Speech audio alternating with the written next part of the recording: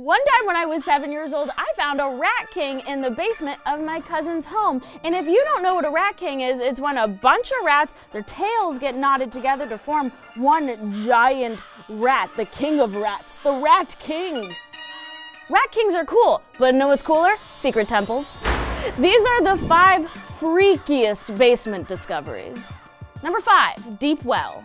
It's difficult to find an exact city for this story, which leads one to believe that it might be a fake.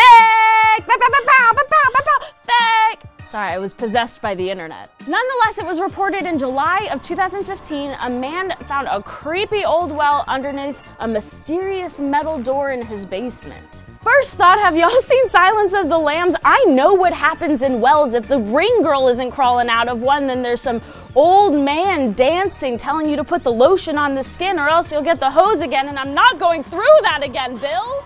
There are no further reports or investigations on this mysterious hole. It's the name I dance under as well. There's plenty about this story that seems like bullshit, but I choose to believe it, just like everything else that is probably fake. Number 4, secret temple. In September 2010, Pat and Diana Farla of Telford, Shropshire.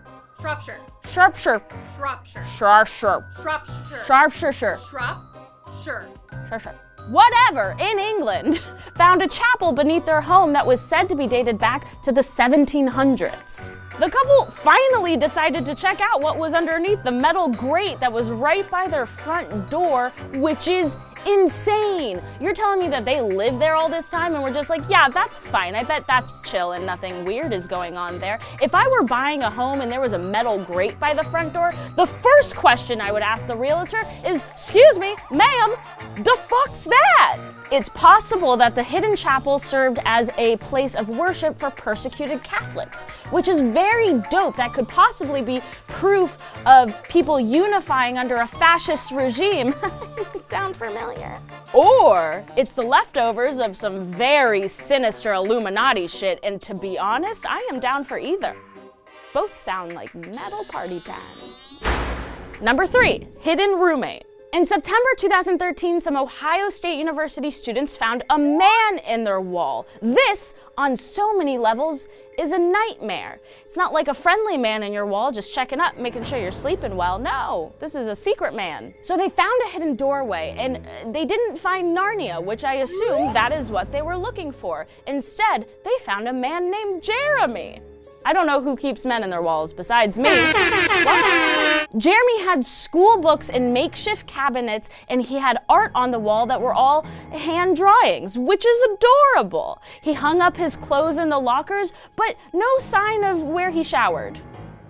Jeremy, you were a real catch until then. The boys alerted campus police, who removed Jeremy, but there's no sign of how he got in there or how many people around the city had keys. It's very spooky. Yes? Number 2, Benjamin Franklin's death house.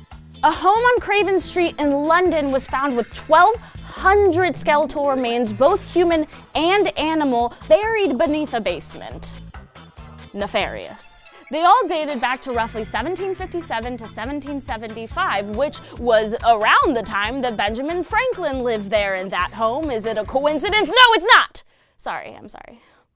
Do I think this is a coincidence? Of course I don't, because I am a living, thinking human being who knows that the founding fathers used ritual sacrifice to get the Americas. Everybody knows that. Everybody knows that the colonies are based on a pentagram system, which is why traffic is so confusing. They live to confuse us. Don't believe them.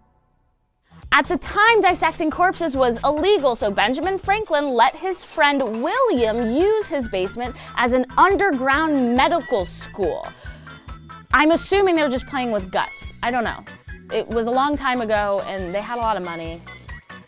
I would play with guts right now, honestly. That all sounds nice and good, but if you didn't know, those underground cadaver experiments came at a huge cost, and that cost mainly being innocent human life.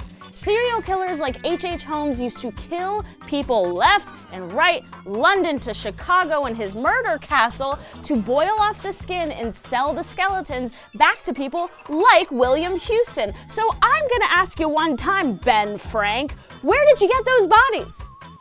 I know you killed them. I don't trust you. Also, I've never seen a $100 bill, so I'm pretty sure you don't even exist. I mean, I'm sure they were doing some like actual science stuff, but who could do science stuff back then? You didn't even have computers. Number 1, Peter Pan Coffin. In 2010, a woman made a shocking discovery in a trunk inside of her basement in her Los Angeles home.